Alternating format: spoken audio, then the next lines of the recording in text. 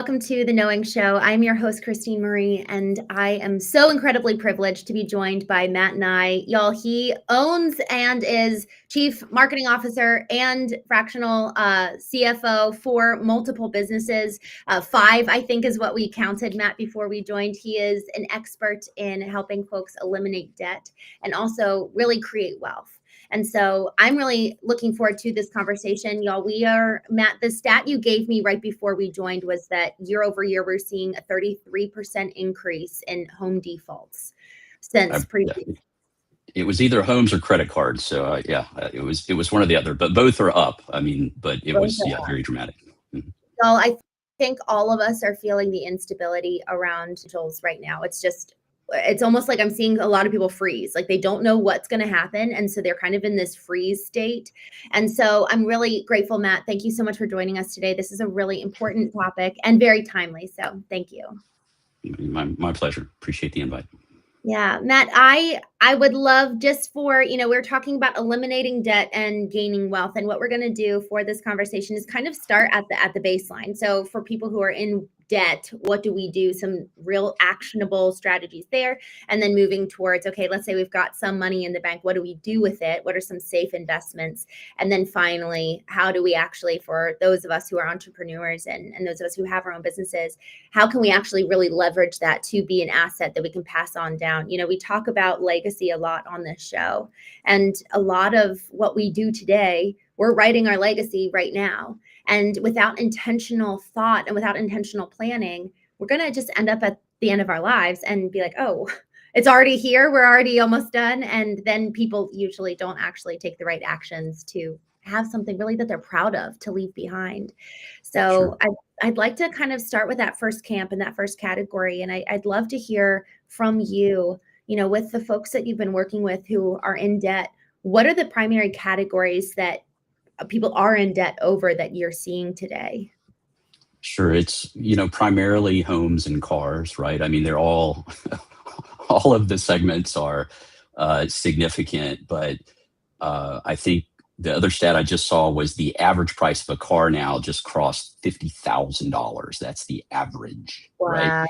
So the biggies, I always like to differentiate between fixed amortization loans and credit card debt, which are open-ended, right? So what people don't realize, and kind of the entire American dream has been built around, is this notion of you buy a house, you get a 30-year mortgage, you pay it off, and that's kind of like your core nest egg, right? Like that's your primary asset is you buy your house, you pay it off.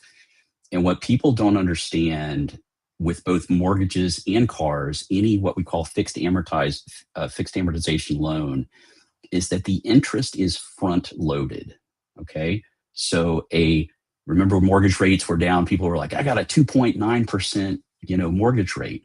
Well, that's great, but I was a mortgage broker, and I remember back in the day, right? You have all the disclosures and things, and they had what they called the APR, the annual percentage rate. And that was kind of like the great equalizer, where it told you what your actual cost of borrowing was.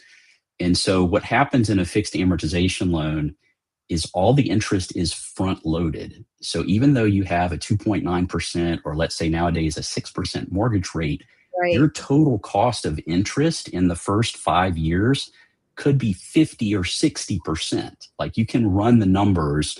And people see it all the time, right? When they're signing their closing docs, they see that truth in lending statement. They see, right, I'm borrowing $300,000. My total repayment's going to be, $650 or whatever the numbers are. But it doesn't really sink in. Your options at the closing table are, right, take it or leave it, right? If you don't sign, you don't take the keys to the house. And so what I've seen repeatedly is, and the other big stat, here's the biggie, and this is why, I get pretty charged up from a political standpoint, because the system is really rigged against, just the consumer, right? So the average turnover on a house, the average American, I think last I checked, only stays in a house about 7 years. So all the interest is front loaded. Yeah. Wow. Exactly. So basically, you barely put a dent in your mortgage, and then you move and you start the whole cycle over again.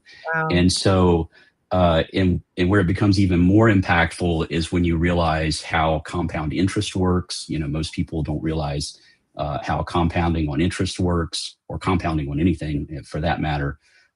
Albert Einstein said, right, compound interest is the eighth wonder of the world. Um, so what it comes down to is I've always shown people how there are a lot of different systems and things you can do that I've done over the years, going all the way back to the 2000s when I was a mortgage broker. But the bottom line is you want to accelerate the principal pay down on that fixed amortization loan as quickly as possible.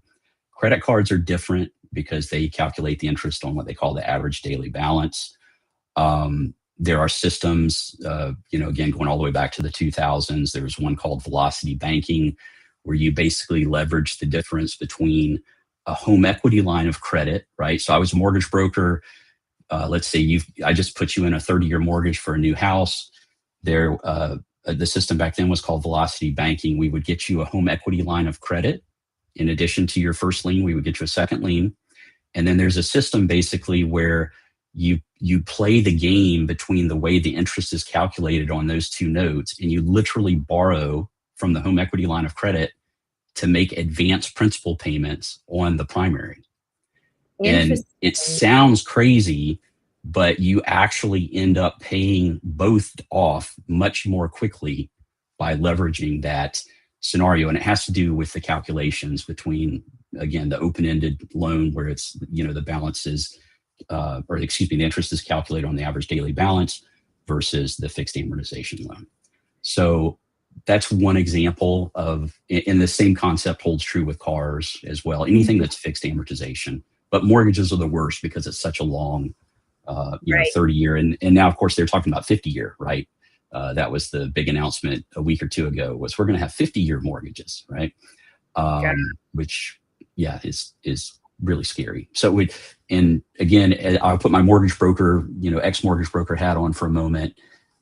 50-year mortgages are great from one perspective, and that's from the qualifications perspective. So a 50-year mortgage, because even though your total cost of borrowing is significantly higher over that term, the payment will be lower when they run your ability to qualify for a home is improved because of the longer term, but your total cost of borrowing is much, much worse. So, what you just said about borrowing against the home equity loan to pay off the principal is so fascinating. I before we go down there, though, I want to ask you, Matt, when I heard that 50-year loan coming out, I immediately, this is just the simplicity of my mind. I heard it and I was like, it just immediately, I thought of in It's a Wonderful Life, where we have all those, now a lot of people can buy homes. However, people are not staying in those homes. So to your point, we only have about 7 years, and then we are just getting the tip of the iceberg. So it's like we're barely making a dent, and then we move, and then we make another little dent, and then we move. So before we kind of talk about strategies to actually pay off some of these debts, what would you advise for, I'm thinking about young folks coming out of college. I'm thinking about young families. I'm also thinking about pretty much just anybody under probably 35 who are in this very unstable time in their life. There's a lot changing. Do you advise just not buying a home? Is even buying a car advisable? So what would you say about buying? It's funny you say that, because again, another interesting stat that just dropped, like literally within the last 2 weeks, was now the average age of a home buyer, I think, is like 41. Right. Oh my gosh. So literally the American dream, for a lot of people isn't even kicking in until they turn 40, right? They're over the hill. So, obviously you've got to have a place to live, right? So that you've got to live somewhere. You're going to end up paying, depending on, where you're at, the rent could be as much as the mortgage payment, right? So, all things being equal, you should buy, right? Because you are then building equity in something. And if you can swing it, the solution is always, essentially, you want to get the lowest possible payment that you can. At least in my opinion, you structure the deal so that you're getting the lowest possible payment, regardless of what the total cost of interest is. And then you make extra principal payments so that the total cost of interest doesn't really matter because you're accelerating the pay down on the amortization schedule. So all of the systems that I've used, whether they use a separate, revolving debt instrument like a home equity line of credit, you could do the same concept with a credit card, right? Like if you had a credit card that you could take cash advances, you could take a cash advance from the credit card, throw that at the mortgage or the car. Exact same principle applies. You can do the same thing with a separate, just savings or asset account. Basically, you just need a separate account to juggle. It all comes down to what's your available cash flow and what can we afford to throw at that either primary residence or car, whatever the big one is, to accelerate the interest on that, accelerate the principal to pay down on that note. And there are systems out there that will do all that for you, right? There's a software platform. I think there's a couple of them now where you can plug in all of your debts and it will tell you, right, here's your cash flow, here's your total debt load, and it'll tell you exactly when you can be out of debt, right? Like if you follow this plan, your 30-year mortgage and 6-year car note and $20,000 in credit card debt can all be paid off in 8 years or whatever the number is. Right. So yeah, there's some neat, especially nowadays, right, in the age of vibe coding and all of these. We have all these amazing financial tools. Lots of things you can do. What's one that you like best? Just to give people a starting point. What would be an app where I can go plug in all my debts and then kind of do some? So the one that I'm the most familiar with, and I sold for many years, is called United Financial Freedom. It's called the Money Max account, and that's the one where it's kind of like a personal finance planner. But the big thing is they had a cool algorithm that would just crunch all the numbers. So as you update, as long as you kept it up to date, it would constantly refresh and tell you, this is your years to pay off, right? Like literally on your dashboard when you logged in, it would tell you your, debt-free date is in 7 years or whatever the number is. Yeah. So, I sold that for many years. It's a great platform. And it's one of those, it's so funny because I remember I used to do this on my sales calls. You just tell people like, hey, can you picture yourself actually doing this on a weekly, bi-weekly, you got to do it, because the only way it doesn't work is if you don't use it. Right. Like it's 100% foolproof as long as you keep it updated. And the only complaints we would get would be from people that weren't using it, right? This didn't work or whatever. And I would go and look and say, well, you haven't logged in a year. So, Yeah. Oh gosh. Yeah. Isn't it always the worst when we realize it's our fault? Go ahead. No, it is. And I mean, I'm guilty in some circumstances myself, right? There are many a marketing platform or course or whatever, right? Where, I did not do the homework, so to speak. So I do get it, but yeah. I appreciate the tool. So you said it's the United Financial Freedom Money Max account tool. So really, I think that I actually put a time on my calendar every week to work on, not even work on, but just go look at my financial accounts. Because to your point, it's like, man, when's the last time we actually looked at our home mortgage to see when is our payoff date? I've owned my condo in DC for about 7 years now, 7 years. And man, that number has not really shrunk. It pretty much stayed the same. So what would you advise? Is it one additional extra payment every year? Is it 2? Is it micro payments where you can? Any of the above, right? So anything extra helps. I want to say, and again, my memory is terrible, but I want to say a biweekly payment, just doing biweekly payments instead of monthly, will knock 6 or 7 years off a 30-year mortgage.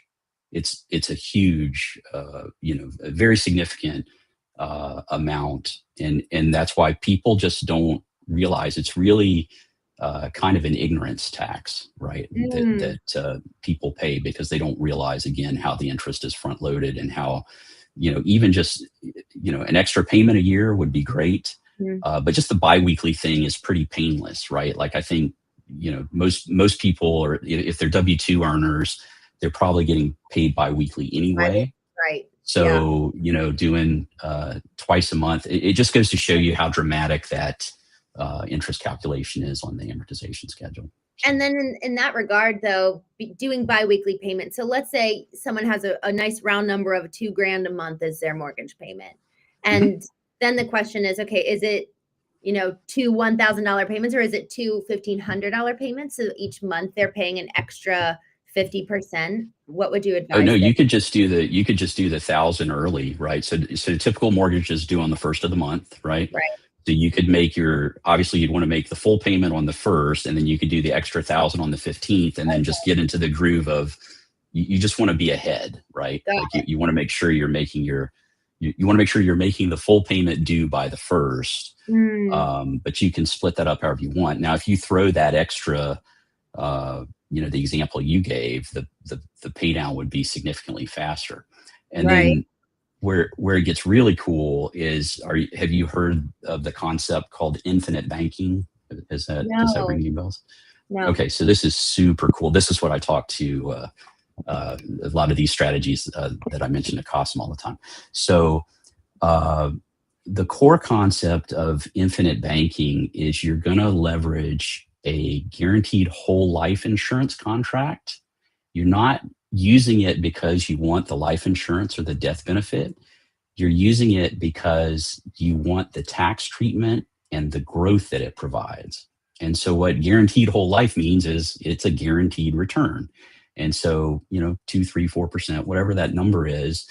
And the core concept is you flow everything through the policy first. You're going to do what we call, you max fund the policy, and then you borrow against the policy to pay down your mortgage or your car or whatever it is.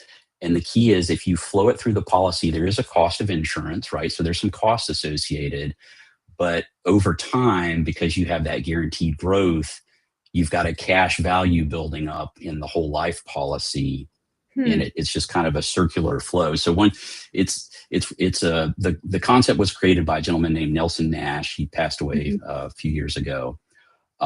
There's a book called Becoming Your Own Banker. Everybody should read that. He was really kind of the first guy, at least definitely from a mainstream standpoint, that was like, hey, there's a better way to use life insurance than just the traditional, death benefit approach. And it all ties back into, how the Rockefellers and some of these folks that grew, big dynasties, they leveraged the tax code around life insurance as well. But Wow. but that's kind of like when we were talking earlier about where do you start. So, the first goal is to minimize the debt load, right? And the analogy that I like is, picture you're in a hot air balloon and you got a bunch of sandbags, right? So if the goal is wealth and that's up, what's the fastest way to go up? You want to get rid of the sandbags, right? And Right. so that's where the debt payoff comes in, and that's where this and it doesn't have to be what we call a traditional infinite banking, which is cash value, guaranteed cash value, whole life. It could also be there's some more advanced strategies that use index universal life, and I don't call those infinite banking because technically they're not. Like Nelson Nash's infinite banking concept is a very specific thing. These use the same concepts, right? The same tax law, the same core concepts. But the bottom line is you're using life insurance as a wrapper, if you will, to do other things. And as you flow money through that, you accumulate this cash value over time. So it gives you that So you can good. borrow against. Right. So really it's borrowing against the life insurance and also borrowing against the home equity loan. Um, Yeah. You so you could so that's what I say. There's an arbitrage. Like all of this stuff, you have to run the numbers, right? As far as what's obviously you have a fixed rate on the mortgage and there's a 30-year amortization schedule. And then let's say you've got a HELOC and that is, prime plus whatever it is. And then you would run the numbers to figure out, okay, what makes sense to flow through the policy, what doesn't. So there's a bunch of levers there Right. that all work in concert. But the reason Nelson called the book "Becoming Your Own Bank" is once you really get the infinite banking concept, and I first learned about it back in, I want to say it was 2008. It was towards the end of my mortgage broker days, and it takes a while for you to really get it. But Mm, once you get it, you basically want a system of these policies so that you literally are your own bank. You never have to worry about credit approvals. You want to buy, your son or a daughter a car, if they're going to college, you can borrow against the policy to mm, purchase that car. And now you're making that interest, not the bank, right? Instead of paying that to the third ah, party, you can pay it to yourself. Yeah. So it's a very, wow. and again, that's like um, that's kind of the tier one, right? Is like everybody should have a guaranteed whole life, infinite banking type policy. And then you get into the more advanced concepts where you can do these IUL, leveraged IUL strategies, and you can get some really cool things happening there. So, It's so thank you so much for this. I mean, in one sense, Matt, what you're sharing, I'm sure this is the beauty of having these kind of conversations, because for you, this is, well, of course, this is what you should do. Like, naturally, this is what I've spent my whole life focusing on. Whereas for others of us, it's so foreign, and yeah, really, it's really a travesty when we look at our education system. There is right. there are very few tenants that are actually usable in adulthood. We're not taught how to do relationships. We're not taught how to do money, and both of those are very core pillars of our adult life. And so when you said everybody should have an infinite banking, effectively, it's not, what would it would just be a policy, an infinite banking Cat, policy. well, yeah, or the way that I like to view it is you just kind of zoom out and call it cash value life, right? So you basically want some sort of life insurance that builds cash value. They're all different flavors and we have different riders and things like that. But at the end of the day, the core concept is we're going to max fund, and I won't get into all the tax law and MEX and all these things, but essentially you're going to pump as much money into that policy as you possibly can. Again, not because you want the death benefit, but because you want the growth over time. You want to accumulate. And here's the key: what people don't realize: the money that comes out of that life insurance policy comes out tax free. So if you end Yeah. up borrowing, like you could basically take a tax free income stream, in your golden years, and it's just a very, very powerful thing. And so uh, again, going back to, uh, we were talking about the 30-year fixed and the cost. Like I remember I used to pull my hair out when rates were 2.9% on a 30-year mortgage, because you would see all these financial advisors on Facebook and LinkedIn, and they'd be like, you should never pay off your mortgage because we can get you 8% in the market, right? And keep your 2.9 and we're going to get you 8. And it's like, no, in the first 5 to 7 years, it's 50%. You're Wow. not you're not paying 3, you're paying 50. So yeah. Yes. What a good perspective. And at what point does that shift? Is it around years 8 and 10 for the Oh home? no, it's way towards the end. Yeah, no, Okay. you don't start. I want to say there were only a handful of people that I was unable to help when I used to do the UFF thing full time, and it was almost always they were 20 years into. They were literally 20 years into a 30-year mortgage and had never refinanced. Right, like it takes, you got to be way towards the end, and you can see it on the amortization schedule. So again, vast majority of people are paying through the nose on the interest on that stuff. So really it's, if you want to, so then here's the next question. If you want to buy a home and you Mhm, also want the freedom of potentially moving under 10 years, I don't know if I'm mhm. going to be here for more than 10 years. Make it a goal to pay that off so quickly, because otherwise you're going to pay that 20 to $40,000 deposit on the house Yeah, effectively, and then you are only paying interest, and then when you go to sell that house, you've lost the 20 to 40 grand because you right. didn't really make any enough money to get that That's back.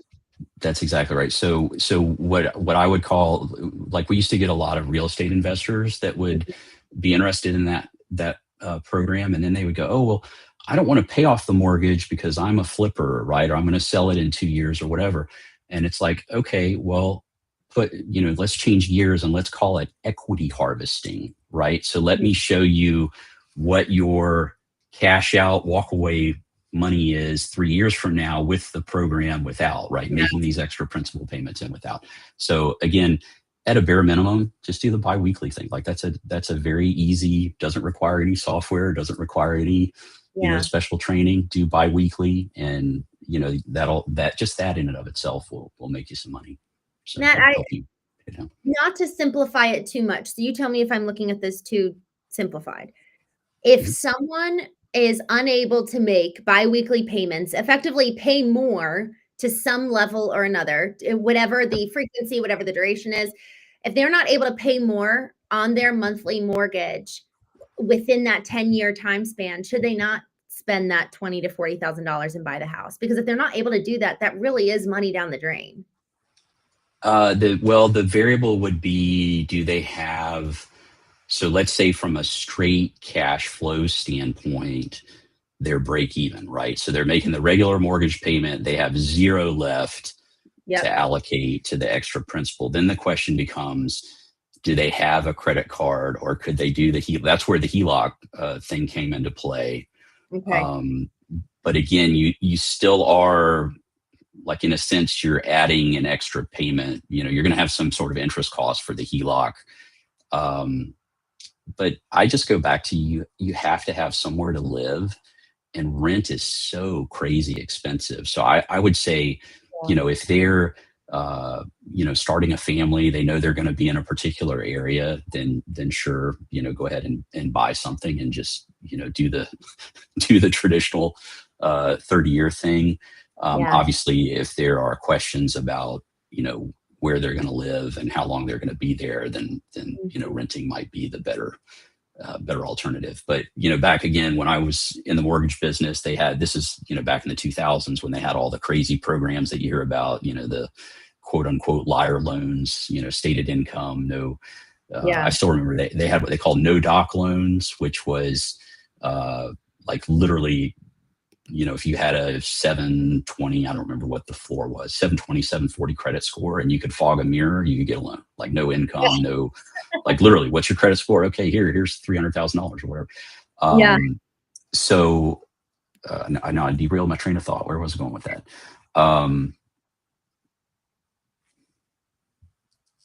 I don't know where I was going. This is what happens when you get a Christene. Matt, this is so important what you're talking about. And I want to, kind of stay on that lower echelon of folks who are struggling with debt before we start talking into real strategies for owners, operators who could really turn their business into an asset. So, and we'll get to it right after this question, but I'm really, how much do folks who have debt and, really want to live large and, really want to give their kids an easy life, and you've mentioned the American dream a couple of times. How much does the American dream factor into, this whole desire that folks are wanting a very, very easy life? The American dream was built on the backs of hardworking folks who were not expecting to laze around. And I think that we actually are in this really weird dichotomy of the desire to laze around and the desire to have the American dream. And it's like, no, that actually one cannot coexist with the other. So can you talk a little bit about that, of like, what is the fundamental mentality shift that people need to have surrounding debt and also their lifestyle? I think and again, I'm obviously not a millennial, but what I've seen in the millennials that I know, they are very cognizant of the fact that debt is bad, that there will be no, big picture, there's not going to be any Social Security for them, right? I mean, right now, I think Social Security is predicted to go bust, 2035, something like that. So I think the younger generation, at least, is, it's funny because I'm actually doing a marketing campaign for this, what we call FIRE avatar, which is financially independent, retire early, type. And they're, very debt conscious. They're savers, right? It's a very, and typically they're, high earners. So there's definitely that segment. And then there's also obviously a segment that is, uh, just the traditional consumerism, right? Where you're, buying and financing everything. And again, you're conditioned to do that from, all the way growing up, you're watching cartoons and things that are glamorizing that. You go to college and you get, credit card offers, and the whole system is designed to make you want to, borrow money and satisfy, needs immediately, as opposed to, saving and I don't want to Yeah. use the word suffering, but you know what I mean, delayed gratification. So Right. Right. Yeah, isn't that funny? Suffering and delayed gratification go hand in hand these days. It's such a foreign concept to wait. And even with, millennials, but then also the next, Gen Z, and is Gen Z right after millennials? Is there I anything in think so. between? Yeah. Okay. And then what, am I a Gen Z, or I think I'm Gen Z. So yeah. Gen Z. Okay, wait, then Gen X. Is that it? Right below. I don't know. What's the one right after millennials? Like the kids in their 20s right now. So younger than millennials. Yes. Is that Gen X? No, I think I'm Gen X, and then Gen Z. We should Google this or chat. Okay. Where's Yeah, Chat GPT when we what need it, are right? what are the I should know this from a marketing standpoint, and I'm drawing a blank. But yeah, I think, to your point, regardless of the name, it seems to me what I'm seeing is the younger folks get it. They're much more, debt conscious. good. At least a chunk of them are. So Good. we'll see. Well, And again, that goes back to, right, if you're not going to have your house, if you're not buying a house until you're 40, right. that's Right. So then honestly, this is an interesting thing too. It's a lot more folks are actually living with their parents in later years that then push that average, which frankly, if you're saving that money and you're being smart with it and not just going out and spending recklessly, it's like, how are you actually leveraging the money saved by way of more right. communal living? And I'm seeing more people talking about that that's actually going to be kind of the direction we're heading with high mortgage Yeah. rates and things like that. There is more of a communal approach to life. Yeah, I mean, here where I'm at in California, I see ads on like Nextdoor all the time, where you've got four roommates basically in one Mm, apartment or household, right, where they're all splitting the expenses. So yeah, that's I think just a fact of life these days with the cost of living. right, So right. mhm. Good. And then I'd love to kind of switch gears a little bit, Matt, if you don't mind, just talking about, we talked about some real clear, easy, actionable takeaways for folks who are in debt, but then for folks who have their own business. So let's talk about entrepreneurs. What are let's say two things, two policies, two assets, two actions that entrepreneurs should take to safeguard their business that most so aren't doing? the biggie, this is the most amazing stat ever, and that is, I want to say it was a survey in Forbes. It's probably been 6 or 8 years ago, but basically 93% of business owners overpay their taxes. 93%. And the numbers are, I think, from the government accounting Wow. office, of those that overpay, 21% of the time it's because their bookkeeping sucks, right? Wow. So the biggest thing you can do as a business owner is, one, make sure your books are in order, but two, do some basic tax planning, because what most businesses don't realize is they assume their CPA has a handle on their tax situation, right? Well, the CPA typically has 3, 4, 500 clients, and they're basically just pushing them through, right? And a lot of times they're pulling them up in the software. What was last year? They load the data. Here's your return. There is almost never any planning or strategy or any even discussion about how to minimize taxes. And in fact, one of the companies that I'm affiliated with, Excel Empire, Their lead tax attorney is a gentleman named Ed Lyon, and it's the best question that every business owner should ask. And that question is, when was the last time my CPA came to me with an idea to save me money? And I guarantee you, because I've been in dozens, we've trained, I don't know how many, I think we're up to 700 or 800 advisors for them. But when he actually has people in the training class we do, he has them text their business contacts live in the course. And like 99% of the time, it's never, I think my CPA works for the IRS, right? Like every now and again we'll get, there'll be like one guy that'll say, oh yeah, I just met with him yesterday or whatever. But that's like, Right.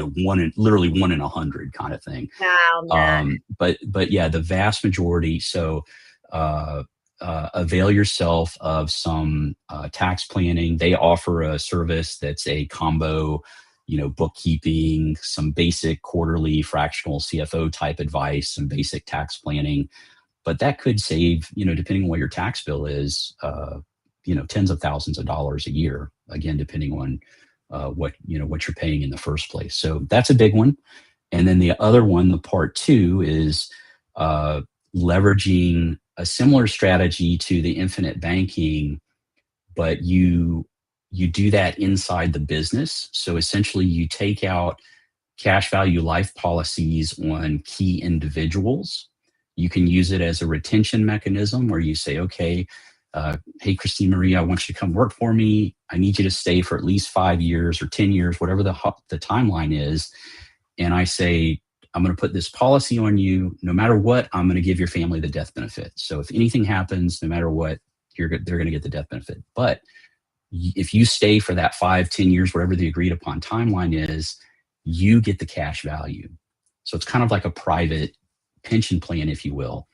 And the advantage for the business, there's all kinds of tax benefits, but you're also building this asset. That cash value is an asset on the balance sheet.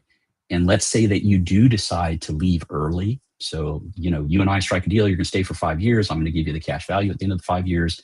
For whatever reason, 3 years out, 3 years in, you're like, yeah, man, sick of you, can't take it anymore, I'm out, right?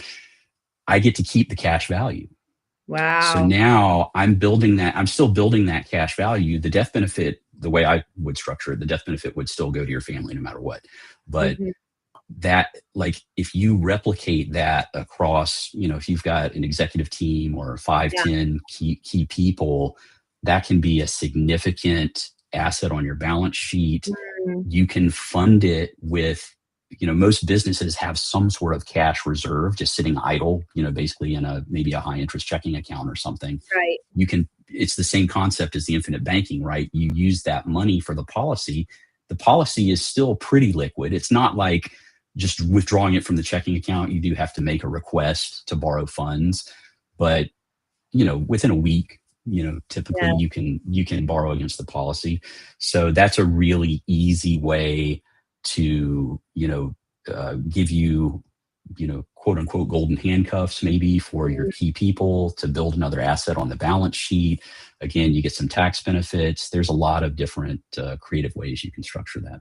So cool. And where, like, what company would you advise? I know you said XL Empire earlier, but what organization or company would you that recommend? that one you can come straight to me. So I'm actually licensed. Yeah. So we probably should have mentioned that at the beginning. So I've had my life license since, I want to say, 2019. Nice. But those are the types of things that I do where I would help structure, those types of policies and things. So Good. I love that. Matt, this is so cool. And just one quick question here. Thinking about for small businesses, let's say they're under 5 million.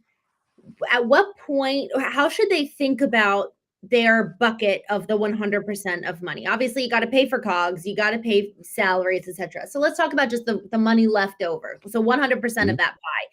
It could be $100,000 left over. It could be 200,000. It could be whatever piece of that pie. So what percentage would you recommend to effectively go back into building your business? What percentage should go into this new kind of the actual side of things on the death benefits and having money in that regard, building out other value, I guess, revenue value streams within the business that are mini assets within the business. How would you kind of encourage people to look at their leftover money as a reserve, like their Yeah. net? I mean, obviously, there's a personal comfort level there as far as the liquidity piece, right? Mhm. I would say, if they're carrying, uh, I don't know, 100, 200 grand in reserves, like you could easily put half of whatever you're carrying in reserves into something like this, and I think be very, very safe. Um, Again, the first thing I would focus on is the tax, right? So what can you save in taxes? And then you take the money that frees up and put it into something like this. And that way there is no quote unquote cost, right? Like you don't feel it because you were already paying the money to the government in the first place. Now Mhm. you're paying it back into a policy that you're getting the benefit from. So And that's uh, technically that's before taxes. So if you were to assign it there, you're not getting taxed on that money in the end of the year, correct? depending on, yeah, there's some different rules on how you expense the insurance, and there are a couple of variables there, but yes, you can structure it where the cost of the insurance is an expense to the business, right? Good. And then it would come out tax free. So yeah. Cool. And then what else? Is there any other area that business owners should really be thinking, how much liquid should they have in the bank at all time? Is it a percentage of revenue? What are your thoughts there? Mm, again, that's more personal preference, I think. Obviously, like I know guys that will keep, 6 months or a year of Mm, cash on hand, right? Because they have seen some bad stuff, right? mm, And they want to be they want cash in reserve to deal with it. There's also obviously when the market when things are down, there's a case to be made for going after market share. So mm, depending on whether they're prepping for that, uh, mhm. that could affect the reserves. But I don't know that I have a hard and fast, rule in terms of a number Yeah. that I would recommend. Good. And then lastly, Matt, there's been a lot of talk around going after the small business loans with the government. Um, Mm-hmm. what about that? Can you talk a little bit in that regard? How have you advised people? What have you seen there? So I've not done a lot. I mean, I'm in obviously some of the groups where they're talking about that. I've not personally availed myself of any of that. I mean, there's no question the way they've loosened up the regulations, the cost of money, that's some of the cheapest capital you're ever going to find, right? And if you Yeah. can find, a brick and mortar business, a service business, something that is, AI proof, so to speak. Mhm, And so if you've ever started about or thought about starting a business, now is definitely the time to mhm. take advantage of that stuff. But uh, no, I have not personally availed myself of that. So. I have one But last. Yeah, one note on that though. okay. So even those loans are fixed AM, right? So if you get an Mhm. SBA loan, it's going to be some sort of 10, 20-year fixed amortization schedule. So Yeah, same concept with the house that we talked about applied is if you can make extra principal payments, pay it off interesting. early. Yeah. That's good. So, Honestly, it's such a good note, because I think that we hear I mean, I think for all of us, that's just the way we're trained to look at mortgage rates or interest mhm. rates rather. It's like, okay, this is how much I'm paying throughout the lifetime of the home or the loan. And it's like, Uh, no, you're if paying it's that for however many years. the bottom line, if it's on a fixed amortization schedule, the interest is front loaded. There's um, I think it's possible, and I want to say I heard a mortgage company advertising it maybe last year. It is possible to get a level, I think they call it a level principal note or something like that, where it's actually evenly distributed, but it's really, really, that's like a way outside the norm kind of product. So, Well, and honestly, it's like even if we were to have it be more spread out, why not pay in advance and pay quicker, to alleviate yourself from the debt burden. And Yeah. to that point, just to kind of bring us full circle here, where we're talking about legacy and we're talking about even just having an idea of, well, how much money do you actually want to have to pass down to Right. your kids? What does wealth even mean to That's you? yeah. That's a great. Uh, again, so many people fail to do any sort of basic planning. And again, that goes back to any of these software platforms. I know some people that are extremely successful just with spreadsheets, right? Where they're Mhm. able to, drop in, here's my goal. And Yeah. uh, in fact, I still remember one guy that I had come through on our UFF funnel. He was an engineer and he pretty much had the system, very similar to what the UFF guys had programmed. He had built out in a series of spreadsheets. It was really impressive. Mhm. So, Wow. going back to, having some sort of goal, some sort of target, obviously that's going to help you, you know, get Mhm. there. Um, what's in terms of what is it? I'm trying to think of the way to say it. I guess nowadays $1 million is not what it used to be. Yeah. Right? Like that's the same for people my age. As I remember when $1 million was really worth something, and Yeah. nowadays $1 million does not get you very far. So Mm, yeah. that's so true. That's so good. Matt, what are 2 questions people can ask themselves as they're thinking about how to really prepare for the future? What are 2 questions that they can ask themselves to even just start thinking, getting their head wrapped around wealth? And then we'll go ahead and wrap up here. Oh, I think the first one, and I have to pause and ask myself this is Mm, right. Do I really need this right now? Right? What's the trade? What am I trading in terms of yeah, it's going to feel good for a day or a week, whatever it is, versus the alternate use of that funds in the future. So I think that would be the big one. Is it's really a behavioral thing. yeah, Um, right. you know, and so that would be one. And then, Mm. um, mm, what's another good one? Give me some prompting here. Trying to Yeah, think of I one. I think, well, for me, I think it could be even interesting to align it with our values. Like, do we Oh, great point. Yeah, Yeah. Yeah, yeah, like, what am I even trying to build here? And do I even have clarity on that to begin with? Because if my goal is to pass down, have succession in the business, if my goal is to exit the business, if my goal is to yeah, make impact, we're gonna spend our money really differently. yeah. And so actually, that's a great. So I can think of several examples where I've been on calls with people who were exiting a business or selling a property. They're going to have a multi-million-dollar capital gain, and they have no kids. They have Mhm. no right. So it's an interesting, like normally from a quote unquote sales perspective, right? We're Yeah, or a strategy perspective, we're like we meaning me as the consultant is geared towards hey, we're gonna you're gonna leave a legacy for your kids. Well, I don't have any kids. Okay, yeah, well, what about charities, right? I actually had one guy that just literally was like, yeah, I don't care, man. Like he had no it wow, was pretty weird, but like I mean, most of the time, if they don't have kids, they're like, oh yeah, I've thought about setting up a foundation, or oh yeah, this is the charity that's near and dear to my heart. But I had one guy that was like, yeah, don't care. He's like, I just want to spend it while I'm here. I can't take it with me. wow. Nobody Oh leave my it to. god. And it's like, more power to you, right? Good on Yeah, you. But and, yeah, that's a great one. to that point, the book Die with Zero, it kind of speaks for itself about what the topic's about.